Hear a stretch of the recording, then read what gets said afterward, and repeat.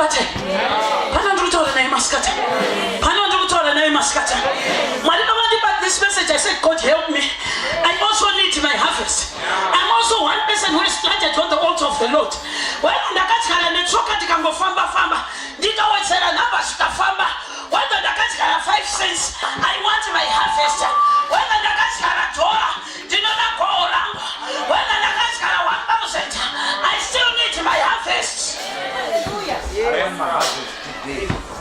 Solomon anakungodyara 8,000 bhuzu zvakada. Apedza kudyara Mwari vakamushanyira. Vakati pamusoro penje ndichakupa huma. Pamusoro pezvese ndichakupa pfuma inodarika vanhu vose. Mwari vanorewata munhu adyara paaltar yavo. After I have planted a seed, I don't care I've done it according to the principles of the Lord. Ndinozvizvisa chekumhiresa Jehovha. Asi kana ndateerera zvataurwa naMwari, ina kana kuchikoro teacher musatanist vanotonyora vanhu kuti very good. Amen. Vanotesa 1 star. Vachisvuta fodya mumhino kudai. Mwana akaita zvakanaka vanorewata. Nonzwa voti excellent. What about the Lord in heaven? What about the Lord in heaven? What about the Lord in heaven? Nokuti vanotaura kuti kana imi vabereki vakazara nekuipa, muchiti kana mwana akakumbira chingwa munopi dombo, kana akakumbira nyama munopi nyoka. What about me, the Lord God of Almighty? Vandira tsapachena kuti goal rako ndiriripo, ritori ready available. Vati pana akavaka mutonono, ndati pana akagara pamusoro pemunda, pane wavharidzira pamasuo anoti itai zvesasa mudye. Musakana mwati ndo maFiristia mamwe chete akakonzeresa kuti pamazuva eLaisha vanhu vadye misoro yemhongo namatoto enjiva. Vakanga varima zvikaibva, asi Jerusalem adobva raita besieged. I declare by this apostolic anointing this afternoon that whatever you have planted, let it bring forth a harvest. Kana mushokoro waMwari vanotaura, behold, a tree shall bring forth of its own kindness. What about my seed that is bringing disappointment? What about my seed which brings discouragement? Ndaita zvakanaka, I harvest pain. I harvest tears. I go and do what is right. I go for prayer. I find in my house in shambles. I do the work of God. I find in my house there's confusion. I go and labor for my master. I come back only to find one about which I'm sick of. Pastor, therefore this afternoon, I decree and declare that the harvest is real. Akakaraba korake fire. Akakaraba korako fire. Akakaraba harvest yako fire.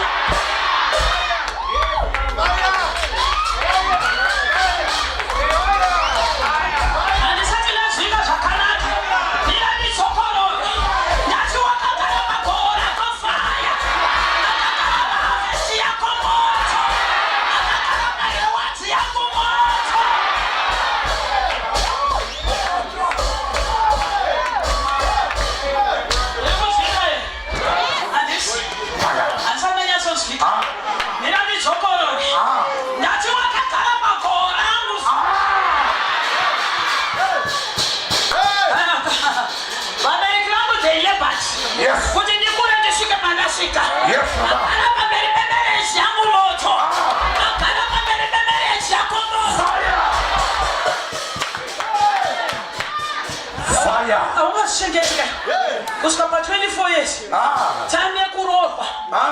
Kuti now I want it. And the devil makes sure kuti vanokutumira zvikwambo. Ndati wabata harvest yako fire.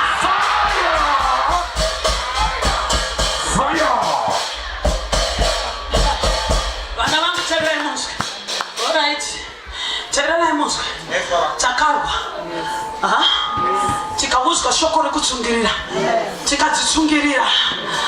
Shinga moyo. Kusvika vaimbi vaimba. Shingirira. Tsunga moyo. Uchakunda chete. Vanotsungirira kusvika pakuguma.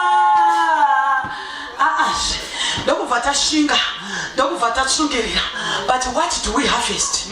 Is a bastard devil. This afternoon, you know that one muskana mom koma. You know that one my papa. Why not tomorrow? It's time for my harvest. I will not rest until I get it. I will not rest until I get what belongs to me. I will not rest until I get what belongs to me. Samai weko chufa impa. Utinenda katisa wanangu kuna mata. Nikachanya nao. Wakati sawa singadi chikafu. Wakati sawa singaoni sinonaka. Bemanga wanabachisha ewa ichaniswa. Ati jiani wakabata marriage wana sikana wangu. Jiani kwa kutumira the spirit of delay. Ati jiani kwa misa michato mibai. Ati jiani ko. Who is it? Such devil. Yeah. I need my harvest. Proverbs chapter 10, verse 5. He that gathereth his son is a wise son, but he that sleeps during the time of opportunities, this is no longer the time to sleep. It's a time of opportunities. Yes. My God. From the days of John the Baptist, the kingdom of God suffered the violence. Violence is around the Chico. Yes. But it suffered the violence. And the day that are violence shall take it by force. By force. Obvious. Harvest is obvious. But man about harvest yako. By force. Jesus. Jesus. We want to take ours by force. By force. Yes, Mama. We want to take ours by force. By force, Mama. We want to take our belongings by force. By force. Our destinations have been delayed. Tagata za promote kwa maswata kwa promote. Tagata za kuchatili waskana. Iko sio tulikuwa ina michato cha wakati. We need it. Tulikuwa ina michato cha wakati. We need it. Jesus. Wanataka wakashaba wangu zwakuchata. Wangu zwakuita ma weddings up. Isu sotaka tatu swa ndio yakati ni munhu wama. Chero wakata za kufika Buddhist. Naita uti Buddhist yangu. Chandru kudapa Buddhist tree. Mchato wakakona. Yes. Kudaku uita ikoshi. Chero nane 40 years. I want my wedding. I want my wedding. Chero nane 50 years. I want my wedding. I want my wedding. Kamira baba sarako. Mukaita business. Jesus. Mukasefa vanhu vamwari vakuru. Akabona vachimumura nesta rako. But what did you get in your time? You are still poor. You are still a pauper. Bastard devil. Claim your harvest this afternoon. Yes. Very powerful. My God. Pamakati ndichigara ndinakura. Pamakati nditsvanya ndinakura. Pamakati tinamata ndinakura. Vamwe vakatsoropodza this kingdom but I never did. Vamwe vakatsoropodza kudyara but I continued planting. Yes. What I need is my harvest. My harvest. Hallelujah. Sitting is not easy. Sitting is parting ways with the things that I hate for a time. Oh yes. But when I don't get a harvest, it's a great disappointment. I pray. I pray. Yes. I pray. Yes. This is the weapon that the devil is using over Christians. Yes. Anokurega imoshingaira modyara. Mopembera nekuna matonga makupenga. Mototenga mabhaibheri manywanise vanhu. Marecipe dzagozara mumaoko. Moenda kuchechi kusvika vanhu vakutokomenda kuti chechi yenyu makuita sambaso. Chipiri mavata kuchechi. Chishanu mavata kuchechi. Sunday maenda kuchechi. Next week manogara muhuru vari crusade. Asi kana yasvika nguva yekukohwa unoramba uchitambura nevakanga vachisanganisa. Azviite. Azviite. Hakuna mwari wakadaro. There is someone somewhere who is waiting over on your time of harvest. I said, because there is someone somewhere who is busy closing up the gates when you are supposed to get your harvest. Today I raise a spirit of Shammah in you to fight and win battles until the heavens can record great victory. Today I raise a spirit of the Lord upon your life to fight until your hand gives onto the weapon. I need my harvest. Yes. I need my harvest. Andinenge kuti wakazara 5 years ago. Andinenge kuti kutruva ino kwayafikira kapera. Andinenge kuti kutruva ino kwauya mwedzi wakapera. But we want our harvest. Yes. Ndakuza kati myancho yamba wakandibanyaya. Wakandi zvatsero adyara kapi yechibage ane tuzvigwere twaanobika mupoto akati wakadyara shoma uko muindia akati wakaita zvishoma uone harvest njia. I need my harvest. I need my harvest. Get it deep behind me, Midianites. Get it deep behind me, you Philistines. It's time for my harvest. It's time for harvest. Oh yes. Andiri chinhu pasina. Yes. Kana. Yes, mama. Andisumirire Mwari pasina. Yes, mama. Anokweta zvite. Andina kuira pano pasina. Aiwa hazvigoni. Andina kukumbira bhara pano pasina. I need my harvest. Ndinoda ukoo rangu. My God. My God. Yange neyo wakaipa. Kono totaura neshoko raMwari. Kuti musanyengerwe. Mwari haasekwe. Chawadyara. Kana kwanzi chawadyara unoko kwairewa zvakaipa chete. Kwakadyara chakanaka. Kwakaisa dikita rake pauta. Kwawakanamata. Kwawakashumira Mwari nemari dzake. Kwawakati mari handina sindouya nedikita rangu zoshumira. Masikati ano ndakamira kudai. Kunyange nemuri muimba muno. Hamuna kupisirwa nezuva pasina. You must get your harvest. Yes. Hamuna kuwira pano pasina. God must give you your harvest. Yes. Whoever the devil is standing before you must release your harvest. Pandapo ashokwe. Ndatichina matandikati Mwari. Komzeresai. Navakomana vembanje. Vakauya vakachera septic tank. Ngava vane harvest yavo. Yes. Yes. Because kana Mwari vataura harvest vareva kumunhu wese ane kodzero yekukohwa ngaakohwe. That akagara pamasuo akontiye ngapa. Hatisive kusvinira waini pachipuriri. Tinoita zvinhu on the rightful time. Yes. Mira ndibotsanangura. Ndimbogara pasi just 1 minute as I cap off this message. Handizwa kupfeka jombo nguva yesamu.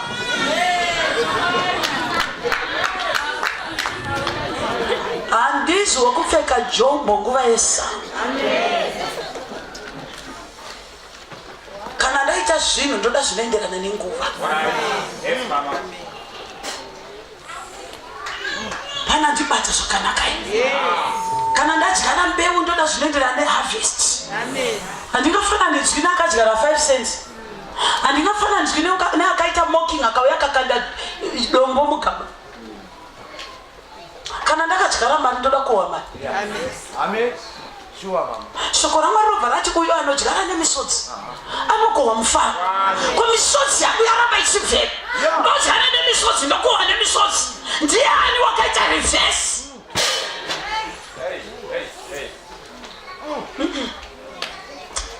May this afternoon God do something. May this afternoon God do something. Just for your being a good girl, may God reward you. At this my good girl, feeling manopeds and no disappoint. Good girls must get what they deserve. Good boys must get what they deserve. A good husband must get what he deserves. A good wife must get what she deserves. Uya anodyara nemisodzi anokohwa mufaro. Gideoni akasvika pakuti Jehovha Mwari watifuratira. Chii chaakaona? Haana chikuru, haana kungoprofita zvikuru. Akangoona mamiriro ezvinhu. Akamuudza ega kuti kana hamungatumi mutumwa imi matifuratira. Nokuti ndaifanira ndichisvinira panosvinirwa. Ndichipurira panopurira. But the fact yekuti pandiri kupurira ndepekusvinira. I am on the wrong place. Hauzokuita degree wongozi waticha kai. Degree yako ndeo uticha here. Tina kundizeni. Ndina ruda ile package ya dawe. Degree wakaita hiyo. Ukapedza secondary. Ukaenda ku A level nevamwe. Ukapedza ukaenda ku university. Vamwe wakadzoka vakungoti vana ru. Ausinane vaviri. Uyu ndiwo kutanga. Umwe wacho yakuya. Iwe sora uya kuno. Pamwe va busy kustudy umwe zvaro. Ndopedza kustudy. Ndonokohwa pay. Yakafanana naye zvaro. Hazviiti. Matsanyiro akwaya, you deserve a better answer of prayer. Amen. Mazuva unotsanya watsanyo ina akawande. Vamwe vanhu kuitakwidza varume dzinodhraivha mota zvino vanototi kusvika natikorofu ndinoenda parara. Iwe unopedza ma 7 days and 7 nights and only your results come as a regret. Bastard, therefore. Ziva here kuti kuna maspirits anomiri declaration ichiita pano unoita sewagamuchi anomhanya unokugarira. Unokutadzisa. Wasvika panzvimbo wotanga kunzi you are underperforming. Ndambowana basa zvakanaka ndikapumbura Mwari womapostoli. Ndapedza ndakunoti ambovhura door waindepi. Amen. Ndati ambovhura door waindepi. Wopinda marriage zvakanaka kwakutomirirawo semwana waMwari. Ndichabva nesvitsatsveni. Vamwe vachiseka chimachembera ivo zvino ndakamirira Mwari. Only to give you chitako. Kana zvo. Kana. Vaimba vakaimba vakati kana Mwari vachiti. Iwe unoita Mwari. Kuwakushayisa ndiani. Mwari vachitaura naJacob. Vanoti, I remember what I promised to you, and I will come. I will be with you until I do that which I told you.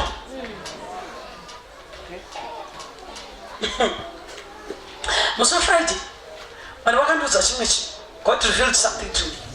As we were praying and I shared in my ladies, I am. You defined their calling. Hakuna wakadaidzwa naMwari kungomara pese pese semunonzi. Mnasa ari kuprofita mangwana ndiye muapostora mangwana ari kuti pastor mangwana bishop. Mwari kana vadaidza Jeremiah vanoti Jeremiah, I called you to uproot, to destroy, to plant and to do all these things. Vapedza Moses vomudaidza havana kungoti Moses siya makwai uyi vanotenda unotora vana vangu kwaIjipita ndanzwa kuchema kwavo ndikarangarira chivimbiso. Mwari havakudaidziri pano kuzoita confused newe. Very powerful, mama. Mwari havana kutidaidza kuno kune deliverance kuti tiuye kuzotamburira pano. Havana kukudaidza kuti tiuye kuzosekwa pano. Vakatidaidza kuti tizogamuchira zvangu. That's why God did not call you to celebration. To celebrate. Vakati uya pano panorutsiwa. Because vanoziva kuti une zvinoda kurutsiwa. Vakati enda ipapo panokweshewa. Nokuti vane zvinoda kukweshewa. Saka abata maresults angu ndiani. Ndava nyaya yangu haisiti yokuti ndakadyara paivhurisiwa. The soil is fertile. There is enough rain. And the ground is good. The weather is conducive.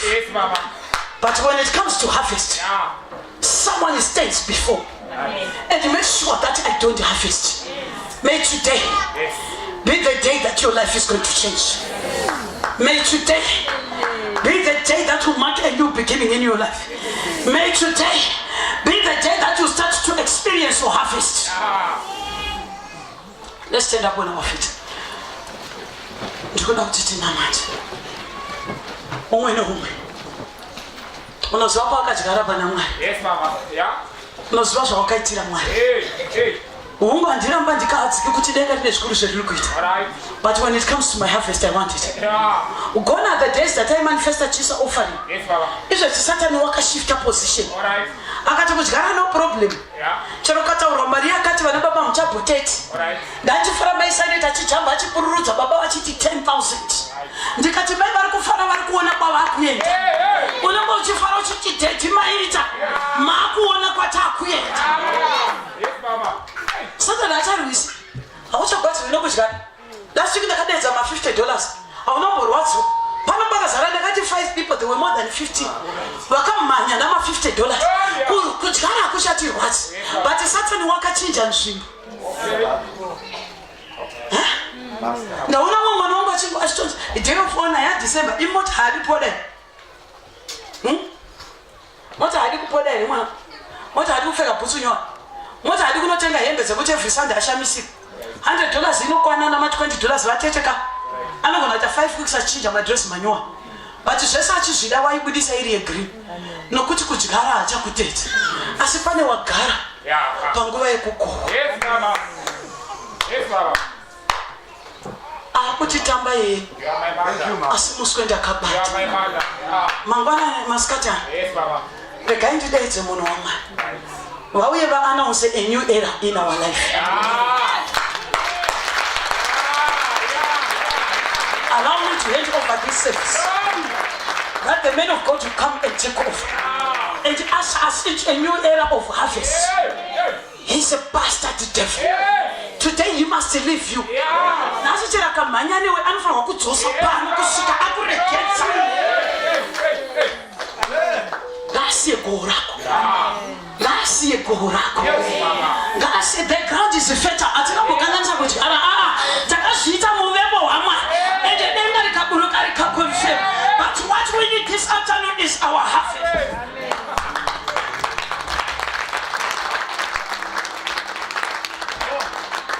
Holy Spirit, lift your hands.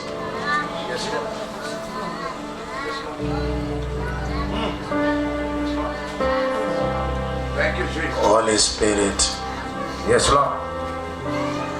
you speak when it is time, when it is ready. Yes, Lord. You utter things when they are about to happen. Yes, Lord. It is time for us to harvest. Yes, Lord. Rekata Shamaharades. Jesus Christ. Oratia Mahasete Posh. Yes, Lord. The Holy Spirit is ministering to me. Yes, Lord. There are people who are supposed to be driving by now. Oh, yes. They should have harvested their car keys long way back, Oh, yes. but they are still being bound.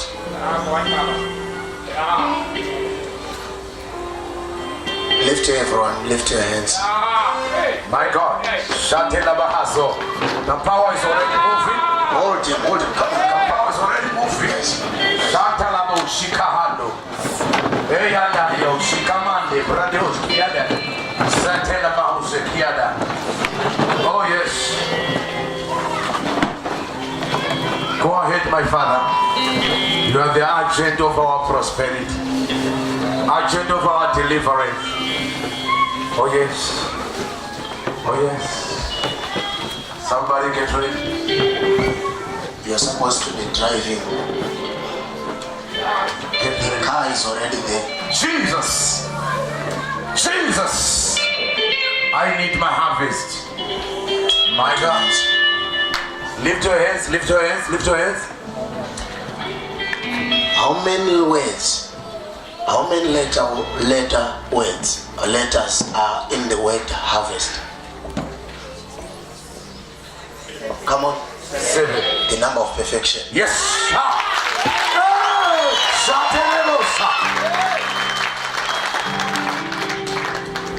And I declare your harvest has been perfected. I receive. I'm saying the harvest is ready. I receive. The power of the Holy Ghost.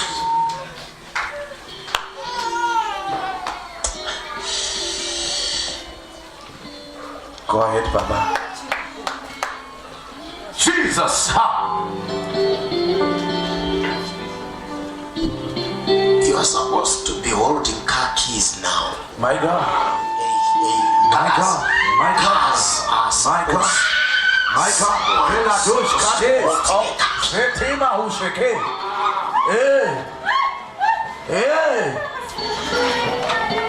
Usawara iru. The Holy Spirit is telling me tingadai tichishaya pake Koraria sokoma hande. panapa tingadai tichitosha.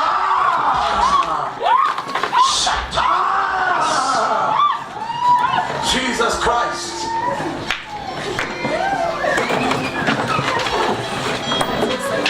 Unusual miracles. Oh yes. This is harvest. Oh yes. This is harvesting. This is harvesting. My God. Lift your hands.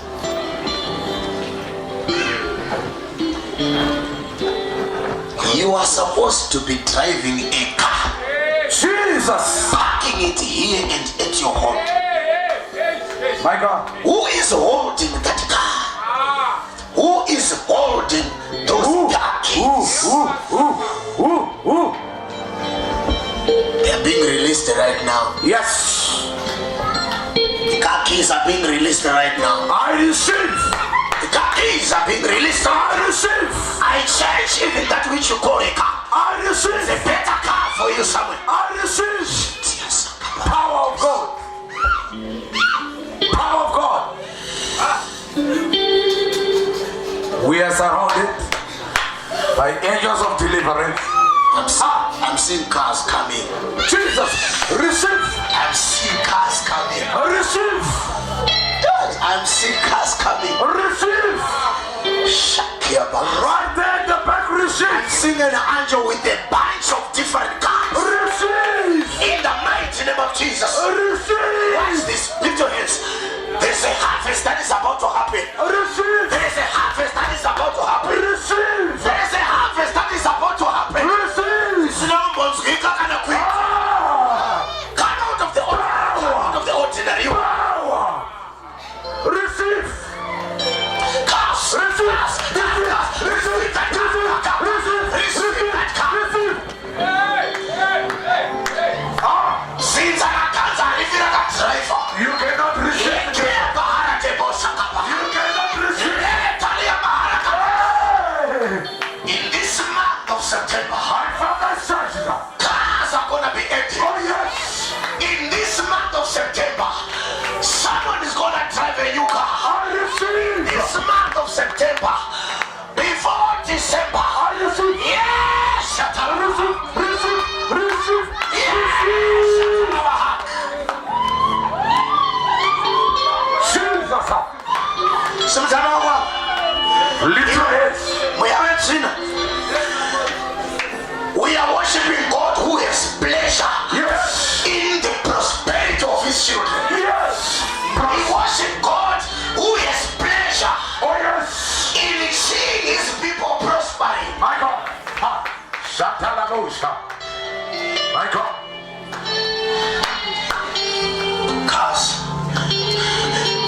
I'm declaring cars. I receive.